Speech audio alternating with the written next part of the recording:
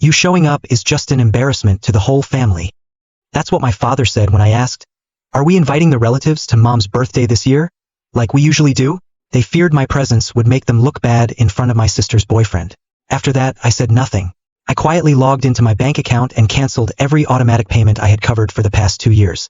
1 month later, they realized how important I was, but it was already too late. I didn't accept a single apology. I chose to live for myself. Follow my story, maybe you'll see yourself in it. Hello, I'm Nolan. I'm 30 years old and live in a small town about a 40-minute drive from Seattle. Every morning, I make myself a cup of coffee, turn on the weather report, and head to the office, less than 10 miles from home. I co-founded a small tech company in the renewable energy field. Not everyone gets what I do. Not even my family. They still think I spend my days tightening screws and fixing machines. But I don't mind. I've never felt the need to explain.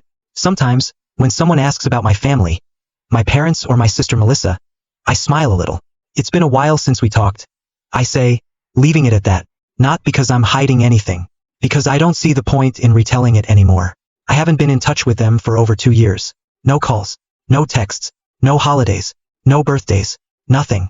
Just a long, quiet stretch. Like the line between us was cut, and no one bothered to tie it back together. I used to believe family was everything. But then, 2 years ago on my mother's birthday, everything changed.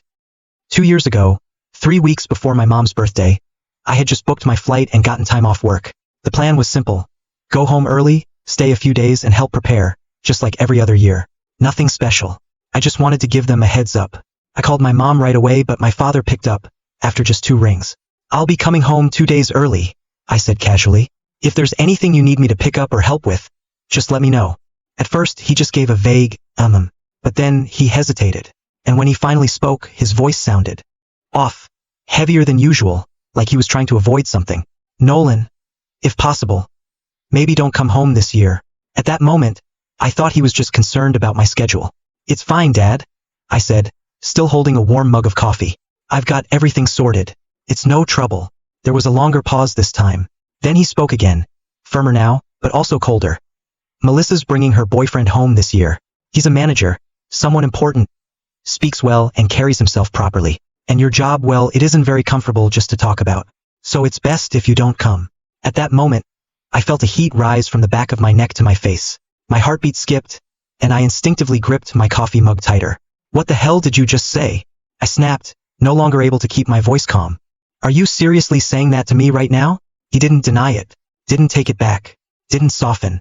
Instead, he said, plain and sharp, you coming home would just embarrass the whole family. If you insist on coming, don't call me your father. And then, without a moment's pause, he hung up. I set the phone down. My hand was still trembling slightly, damp with sweat. The apartment around me was utterly silent. No TV, no footsteps, just me standing there, staring into the space before me as if I'd just been yanked out of my life. His words kept echoing in my head, slow and clear, like a recording stuck on a loop. You coming home would just embarrass the whole family. If you still insist on coming back, then don't call me your father. For a moment, I wondered if I had misheard him. But no. Every word and tone was cold as ice and solid as stone. There was no slip of the tongue. No room left for hope. I clenched my jaw, my throat tightening like something had lodged there and refused to go down. Right then, memories started flooding back. I quietly paid all the bills for them. Electricity, water, internet. More than 2 years of it. No one ever mentioned it. And now, they called me the shame of the family. Right after that, I picked up my phone. My hand still slightly shaking, though my mind had started to go cold. I opened the banking app and scrolled down to the transaction history. My only goal was to see how much I had spent on my family over the past 2 years. I needed a number, electric bill, water bill, internet service, every single month. Not one missed. Each payment was processed right on time and automatically pulled from my account. Nearly $400 a month. Like clockwork, for 2 straight years. I scrolled slowly to the very bottom. Total spent, $9,842.17. I stared at that number for a few more seconds, not because I was surprised, but because something inside my chest had suddenly settled. Not sadness, not even anger, just emptiness. Nearly $10,000. And now they call me the shame of the family. As I stared at the long list of bank transactions, a question quietly surfaced. One that, in 30 years, no one in my family had ever asked. Has Melissa ever done as much for our parents as I have? It wasn't jealousy. I wasn't looking for credit. It was just, if I'm considered the shame of the family, then who exactly is that standard being measured against? I had paid nearly $10,000 in living expenses for them, silently, without asking for anything in return, without ever bringing it up. And her? Has she ever had to sacrifice anything? Ever asked if they needed help? Or did she show up, smile pretty, and leave an impression in a lovely dress? With a successful boyfriend in her arms? I wasn't asking to keep score. I was asking because, for the first time I realized something. In this family, fairness was never part of the equation. I'd gotten used to standing on the sidelines since I was a kid. In family photos, I was usually the one partly hidden behind someone else or caught at the edge of the frame, as not quite looking at the camera. No one ever told me to step aside, but somehow, I always did. Every critical moment in our family revolved around Melissa. From birthday parties and graduations to her breakups. There was always a reason for everyone to rally around, comfort, and praise her. As for me, I can't even remember the last time someone asked if I was okay. Melissa is 2 years older than me, but the actual gap between us was never about age. She was the hope, the child with a future, the one our parents talked about with pride when the relatives came over. And me? In those same conversations, if I came up at all, it was a quick footnote. Nolan? Oh, he's fine. Does something with tech, I think. I used to believe that if I worked hard enough, if I stayed out of trouble, if I quietly took care of everything, then maybe one day they'd finally see me. But they didn't. Turns out, when you're used to being invisible, no one notices when you're gone. I started covering my parents' utility bills, electricity, water, internet nearly 2 years ago. It all began with a phone call from my mom. That day, she complained about how the cost of living had gone up, how this month's bills had spiked unexpectedly, and how their retirement income wasn't cutting it anymore. Then, gently, with a hesitant tone, she said, "If you could help us a little, it would mean a lot." I agreed. At the time, I thought it would just be for a few months until things settled down. But the months that followed looked exactly like that first one. No one ever brought up ending it. No plan B was ever mentioned. Now and then, I'd ask, "Is Melissa helping out at all, Mom?" She'd dodge the question every time. Sometimes, she'd say, "Just help us this month. Your sister will pitch in next time." Other times, "Your sister's covering Dad's medical stuff." That's not easy either. I heard those lines so many times I could recite them by heart. And I just smiled and let it go every time because deep down I knew none of it was true. So I kept sending the money, nearly $400 a month. Consistently, quietly, without complaint. No one mentioned it. It's not that I didn't care. It's that I believed it was the right thing to do. I used to think if I were quiet enough, responsible enough, maybe they'd notice. But today, after everything, they look at me and call me the shame of the family. After a while, once everything around me had settled into silence, I just sat there, frozen on the couch. My phone is still in my hand. I wasn't angry anymore. I wasn't even heartbroken. There was just this one unmistakable feeling settling in my chest.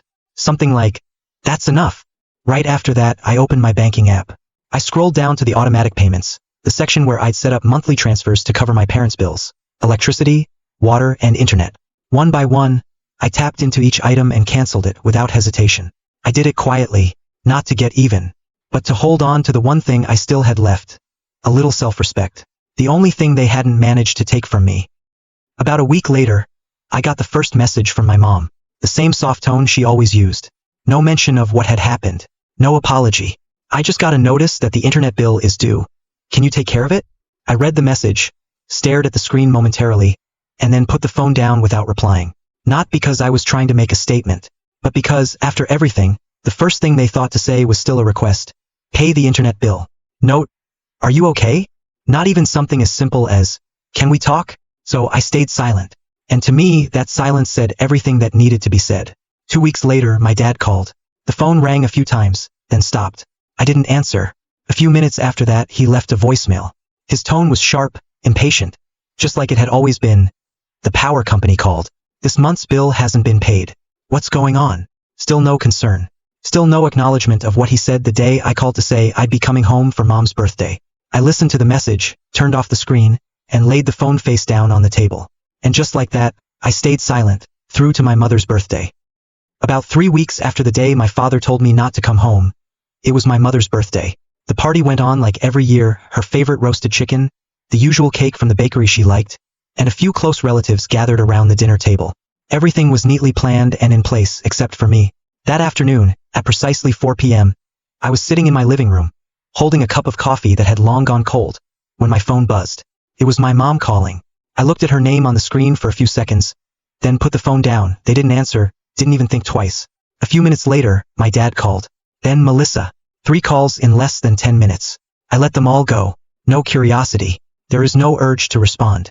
I stayed right where I was, leaning gently against the back of the chair, eyes resting on the fogged-up window. The sky outside was a dull gray.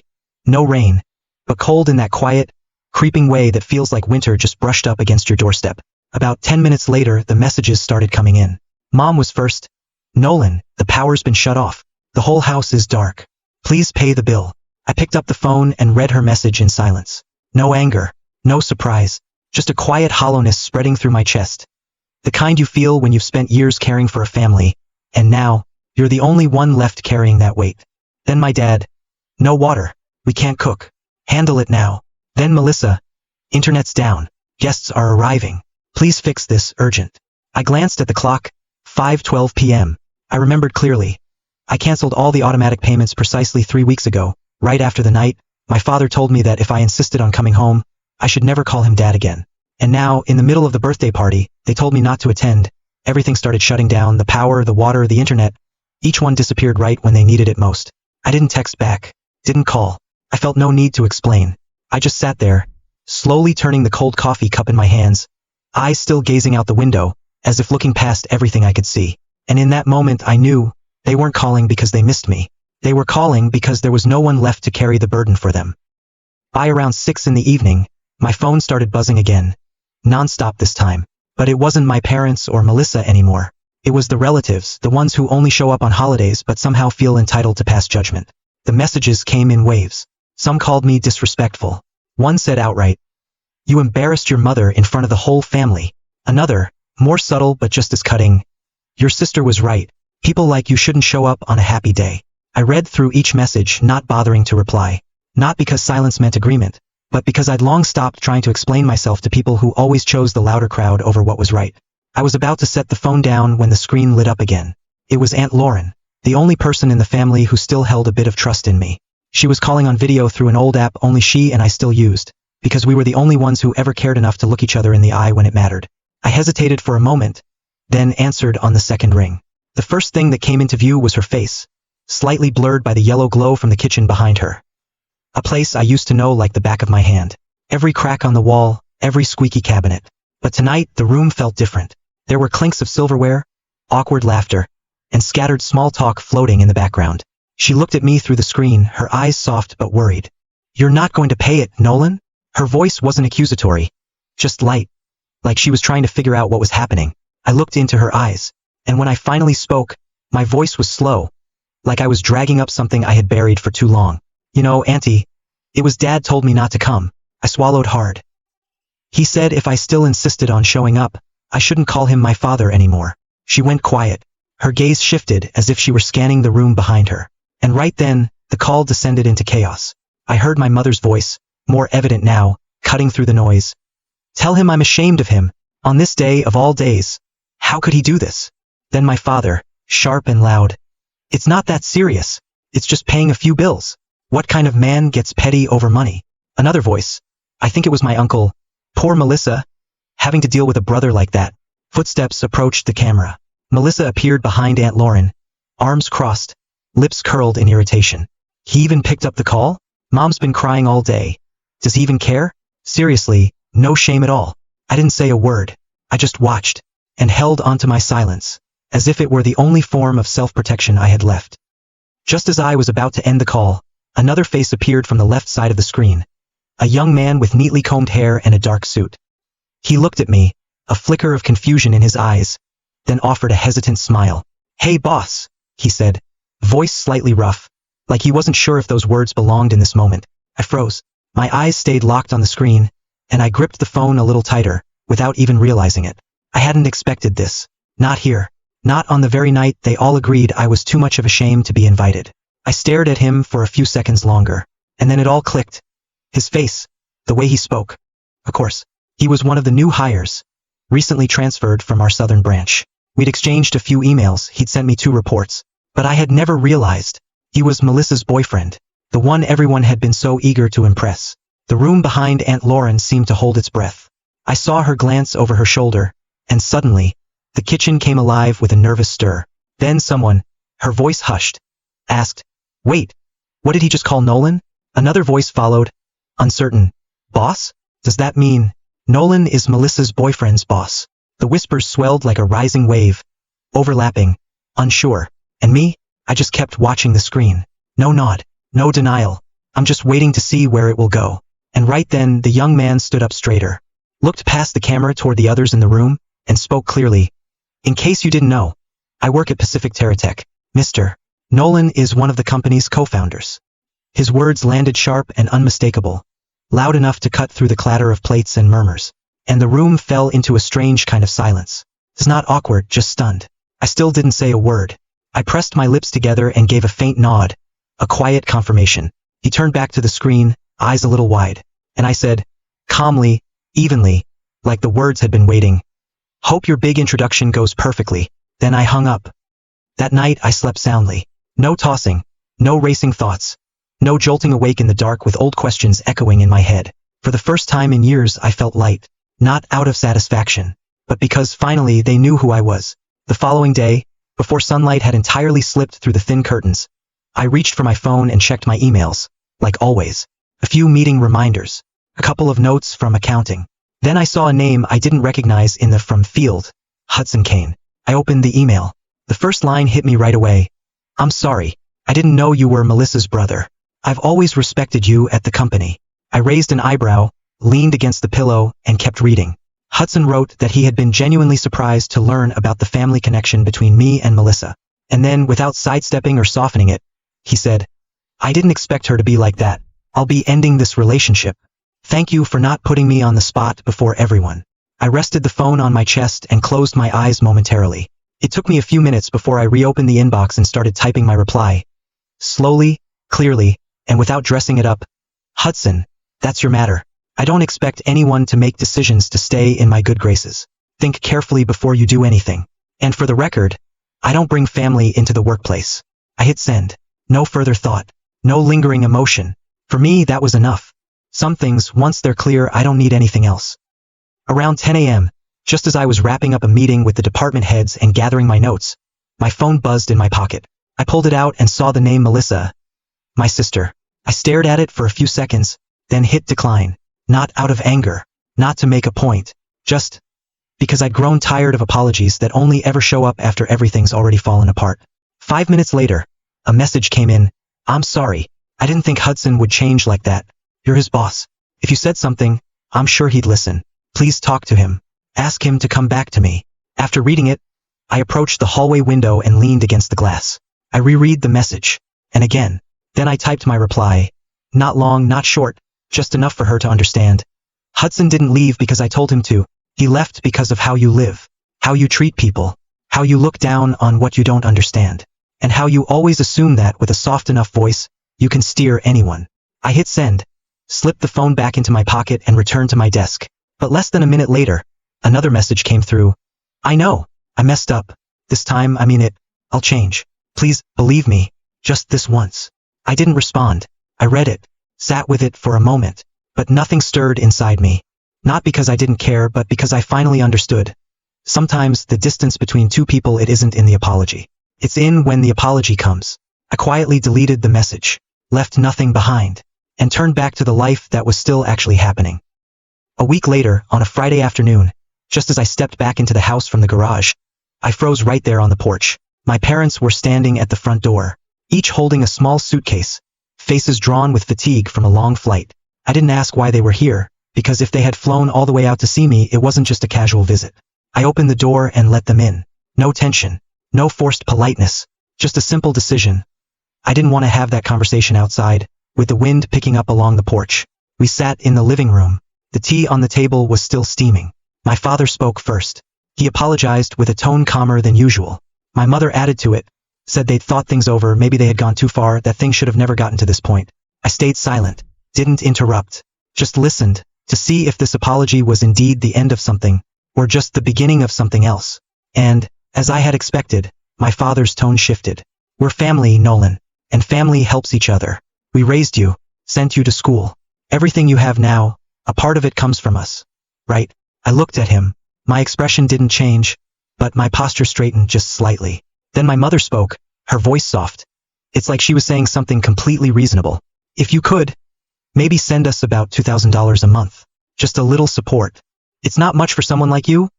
I looked at the two people sitting in my living room. The same people who had once pushed me out of a family gathering because they believed I was an embarrassment. And now, here they were, sitting in my home, attaching a price tag to their apology. A concrete price, $2,000 a month, because I was their son. And to them, my success wasn't mine, it was a debt I owed them. After their request, I let out a laugh. Not loud, not sarcastic, just a soft chuckle, the kind you make when someone tells you a story that doesn't make sense. I looked at my parents. Their eyes were fixed on me, waiting. I'm almost sure I would nod in agreement. But I wasn't angry. I had come too far to be rattled by things like this. I leaned back into the chair, voice steady and clear. What about Melissa? How much will she be contributing each month? The room seemed to pause at that. The air tightened. My father glanced at my mother. She responded slowly, voice dropping just slightly. Your sister's job. It's still unstable. And the breakup with Hudson has taken a toll on her. I nodded gently, not surprised. The same old reasons, wrapped in words that sounded empathetic, but they were just deflections. I lifted my gaze, looked directly at them, and replied, if she agrees to support you with $2,000 a month, I'll do the same. No more, no less. They didn't say a word, just stared at me, as if trying to figure out whether I was serious. I continued calmly, or, if you want me to carry the full amount, I'll need something in writing. A legal agreement, confirming that after you both pass, the house will belong to me in full. I sat still after that. No pressure, no further explanation, just waiting to see how they'd respond now that, for the first time, I was the one setting the terms, for something they had always assumed was just my duty. As soon as I finished speaking, the room sank into a heavy, dense silence. Then suddenly my father shot to his feet. He slammed his palm down on the wooden table, causing the teacup to tip over, its contents spilt down the edge. His voice roared through the room, chest rising and falling with fury. You're setting conditions for your parents? We raised you for over 20 years, and now you want to nickel and dime us like this? What kind of life are you living? Huh. He was shouting so loud. I wouldn't be surprised if the neighbors next door heard every word. I didn't move, didn't flinch. I just sat there, hands resting on the arm of the chair, eyes locked on his, not cold, but no longer soft. I waited for him to finish. Then I stood up slowly. My voice came out low and calm, but clear enough to cut through the storm he just unleashed. I think you both should leave my house. It wasn't a threat. It wasn't said in anger. It was simply a request, from someone who had reached the very end of what respect could offer. No one said another word. Only the sound of luggage dragging across the hardwood floor, and the door clicking shut behind them, quieter than everything they had just left behind inside me. It's been 2 years since the last time I saw them. Right here, in my own home. I didn't block their numbers. I didn't change my email. I didn't cut them off completely. I just stopped reaching out, and waited. I waited to see if when I was no longer the shadow of duty and obligation, they'd still see me as part of the family. In these 2 years, there's been no call, no message asking how I've been, no mention of birthdays, health, or even a simple, how are you doing? I used to believe maybe one day they would change, but I've come to understand not everyone changes, especially those who've never believed they were wrong to begin with. I still live here, still work, still carry on with life. The only difference is, I no longer let myself become an emotional ATM. Willing to give, willing to be hurt, all in the name of duty.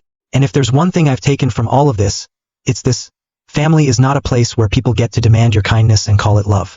Real family, it is where you're seen as a person, regardless of what you have to offer. Not as a wallet, not as a backup plan, not as the last resort when everything else falls apart. And before I close this chapter, I want to ask you something. Was I wrong? For choosing not to go back? For saying no to supporting my parents with $2,000 a month? Even though they're older now, even though they once raised me? I used to believe that family could heal everything. But after being treated like a stranger in my own home, more times than I can count, I chose to stand up and step out of that cycle. Was I too cold? Or maybe, was I finally learning to love myself at the right time? Leave your thoughts down below. I genuinely want to hear from you, whether you agree or see things differently. If the story meant something to you, don't forget to hit subscribe to support the channel. There are still so many stories waiting to be told, waiting to be heard.